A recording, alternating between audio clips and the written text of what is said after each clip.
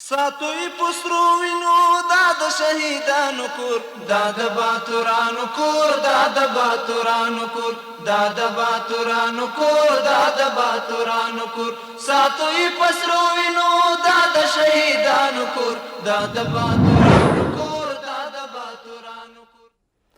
افغانستان ملی تلویزیون و ملی نیوز مخلصlara assalomu alaykum va rahmatullohi va barakatuh. Bugün payshanba hijriy quyosh 1404 8 aqrab milodiy 2025 yili 30 oktyabr bu kecha soat 9 o'zbek yangiliklarga xush kelibsizlar. Men Zaynullo Fidaviy. Afg'oniston Islom Amirligi bundan oldin o'z istak va fikrlarini Pokiston tomoni bilan o'rtaga qo'ydi. Ana shu holda Turkiya va Qatar muzokara qilishuv tomonlarning hal qilish yo'liga yetishish uchun talosh qiladi. Ana shu sa'y va harakatlar bilan hanuzgacha ikki mamlakat hay'atlari ustida rasmiy yig'in yo'lga qo'yilmagan. Afg'oniston Islom Amirligi bundan oldin o'z istak va fikrlarini Pokiston bilan sherik qilgan edi va ana shu hozir ham Turkiya va Qatar o'lkalari ikki tomonning qobil qabul mavridlar ustida yetkazishi uchun talosh qiladi. Ana shu bilan haligacha Afg'oniston va Pokiston hay'atlari o'rtasida hech qanday rasmiy yig'in barguzor etilmagan. Bu ayni holdadirki Pokiston tomoni vositachi tomonlari orqali qaytadan muzokara mezida qatnashish uchun qaytarilgan. Ana shu bilan Pokiston qaytadan ularning ma'qul va g'ayrimantiqiy istaklarini bayon etsalar, muzokara taqdiri nima bo'lishi kerak? Ranguri ham ورته وایي چې دا کار ستاسو د کمې غوښتنې چې ستاسو دي دا د تایید وړ نه دي یا معقول نه دي. شاید که څه برګشت وکړي او په خپلو خبرو کې تنزیل راولي یا د خپلو خبرو څخه تیر شي، امید شته چې دغه مذاکرات کامیاب شي او یو نتیجه ورکړي. Siyosiy ishbilarmonlarining aytishicha, Pokiston siyosatlari davom topganda ushbu mamlakat jihatiga xatcha vorid qilishdan boshqa mintaqa amniyati va barqarorligi ham xatarga yuzma-yuz bo'lishi mumkin. Bu ayni holdadirki Islom Amirligi shuningdek Afg'oniston hokimiyati va aholi amniyati ta'min qilishi uchun talosh qiladi. Pokiston majburdir چې ستول د افغانستان سره په تفاهم او خبرو اترو خبرې کړي. پاکستان ته د دې بغیر چاره نشته. که جنگ کوي پاکستان سره جنگ امکانات نشته. Afg'oniston Islom Amirligi va Pokiston hay'ati o'rtasida bo'lgan ikkinchi davr muzokarasi 5-kuniga yetishib, biroq bu istaklar Pokiston tomonining mantiqsiz istaklari sabab haligacha hech qanday natijaga erishmagan. Sanoat va savdogarlik vaziri Nuriddin Aziz Qozog'iston tomon safari jarayonida ushbu mamlakat bosh vaziri o'rinbosari va milliy iqtisod vaziri Sarik Jumongrin bilan birga Qozog'iston sanoati, ekinchilik va chegara muhim mintaqalardan ko'rib chiqqanlar. Sanoat va savdogarlik vazirligining aytishicha, Nuriddin Aziz bu ko'rib chiqishda mazkur mamlakat mahalliy muqomlari va xususiy sektor rasmlari so'zlashib, Afg'oniston va Qozog'iston hamda boshqa ayrim Markaziy Osiyo mamlakatlari bilan mintaqaviy savdogarlik ko'chlantirishi va tabadilotlar hajmi ko'paytirilishi uchun ikki tomonlama tranzit jarayonini tezlantirishi va bojxonalar marhalalarini soddalashtirishga ta'kid qilganlar. Sanoat va savdogarlik vaziri bu safardan maqsad tajribalar almashtirilishi, iqtisodiy hamkorliklar hamda Afg'onistonning Qozog'iston ekinchilik, sanoat, tranzit va savdogarlik bo'yicha yutuq ulgulardan foydalanishi unvon qilgan. Qamoqxonalarning ishlarini tanzimlashtirish idorasi umr raisi Mavlaviy Muhammad Yusuf Mistari Istanbulda qamoqxonalarni isloh qilish konferensiya chekkasi Turkiya qamoqxonalar bo'yicha idorasi boshlig'i Anis Yavuz Yildirim bilan uchrashdi.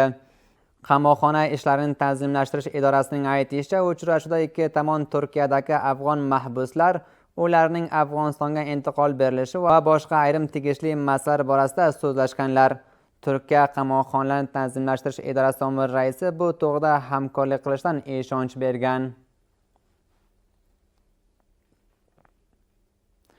Tasnim xabarguzorligiga ko'ra, Hind o'z diplomatik sayoh harakati bilan Amerikaning Chobahor bandariga qarshi tahrimlarni milodiy kelajak yiliga qadar tamdid qilishiga qodir bo'lib va ushbu chegara Hind mintaqaviy o'linish tarixi chorchubasidagi qolishi ustida ta'kid qilgan.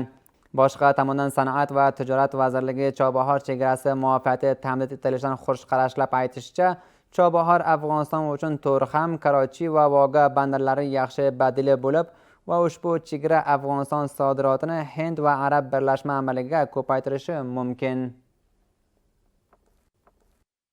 با تمدید معافیت تحریم Chobahor bandarining tahrimlari muvaffaqiyati ta'min etilishi bilan bizlar ushbu bandardan ko'proq foydalansak va bizlarda olgan qarorimiz asosida dunyo mamlakatlariga va xosdan Hindiston va Arab birlashma amirligida korlarimizni yuborsak, ushbu bandardan yaxshi suratda foydalansak, inshaalloh ushbu yaxshi badil yo'l bo'lib, u yo'llar o'rnidagi bizlarda qiyinchilik bilan duch qilgan edi.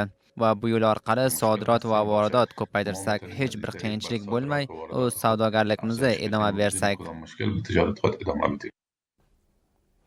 Ichki ishlar vazirligining aytishicha, Paktiyo viloyati amniya qo'mondonligining jinoiy jurmlar bilan qarshi kurash polisi 14 yoshda bo'lgan bir bolani odam o'g'richilar oldinidan qutqarib oilasiga topshirganlar.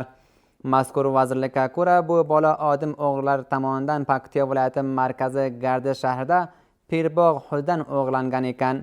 Ichki ishlar vazirligining aytishicha, bu qaza ayblovi bilan 4 nafarlik guruhi 1 mil Kalanshikov, 2 muxobara va boshqa ayrim tajhizot bilan qo'lga olgan.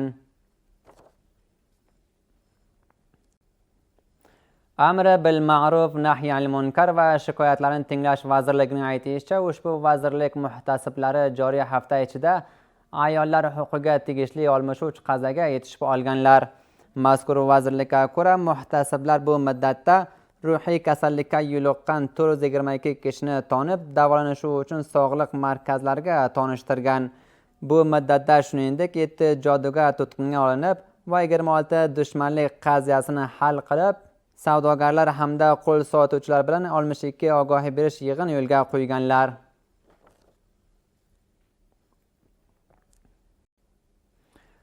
Qo'shtepa kanali 2-foz ishi tugalishi arafasidadir. Imoratiy shirkatlar bo'yicha umr raisi Mavlaviy Ahmadjon Bilol va Milliy taraqqiyot shirkati ijroviy umr raisi Abdurrahmon Atosh Qo'shtepa kanali turli bo'limlaridan ko'rib chiqqanlar. Bilol janoblari ushbu kanaldan ko'rib chiqishi jarayonida bajarilgan ishlar kayfiyatini olqishlab aytishicha, bu proje Afg'oniston iqtisodiy taraqqiyoti uchun tarixiy bir fursatdir va mushtarak mas'uliyat bilan tugalishi kerak.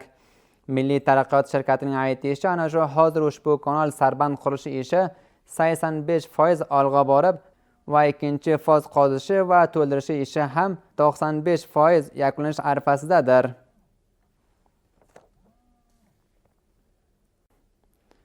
Quyosh joriy yili jarayonida Panjshir viloyatidan 21,444,000 dollarga arzishli 1218 ton gilos mevasi chet el mamlakatlarga sodir bo'lingan. Bu miqdor gilos 350 hektar bog'dan qo'lga kelib, o'rta shaklda har kilo gilos 100 afg'oni sotilgan. Panjshir bog'laridan qo'lga kelgan bu mahsulot havoyi dahliz orqali Turkmaniston, Qozog'iston, Qirg'iziston, Rossiya, Chin va Arab birlashma amirligi mamlakatlariga sodir bo'lingan. Va chet el xabarlariga diqqat qilingizlar.